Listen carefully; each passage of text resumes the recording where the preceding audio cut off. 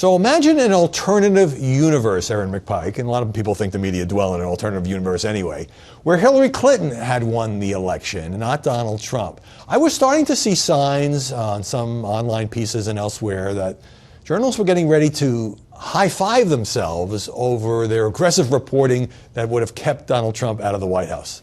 That's a little rough.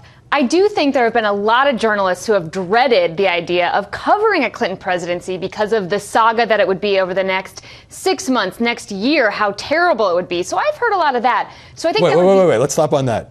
You're saying the journalists feared that it would be boring. Not boring. Not boring. Awful. Scandal-ridden, no access. Wait. Journalists love scandal. They do, but thinking scandal-ridden without having access. But, access I get, but, it would have been, again, we're in this alternative universe, another 4 years of Democratic rule, so you don't have this sort of sea change that comes when the White House changes parties. But, let's face it, even if for people who thought Hillary Clinton would have been a great president, she is not somebody who shakes things up when she speaks or tweets the way that Trump did. So I think a lot of journalists were thinking, Trump at least would be a hell of a story to cover. Yeah, and I think that that's the case, that this is going to be a hell of a story to cover over the next 4 years. Absolutely.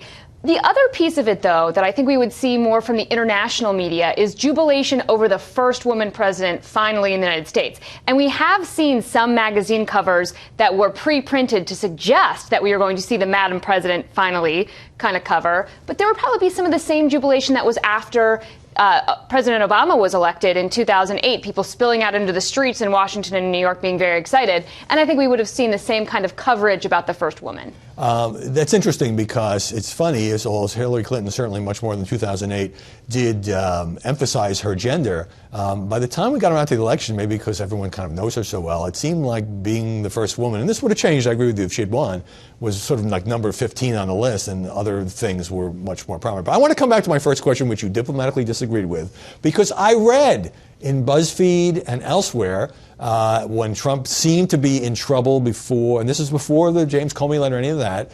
Well, this is the vindication of the mainstream media because the New York Times had published or obtained some of Donald Trump's tax returns, and the Washington Post was getting all this information about the Trump Foundation and whether he had made all the charitable contributions he had claimed. I think there was a round of backslapping that was going to go on that is now very different. And look at the alternative. Now it's like, yeah, I guess we blew it. Yeah, we should have been more sensitive to, we should have gone to Michigan. Can't be pleasant. No, that can't either.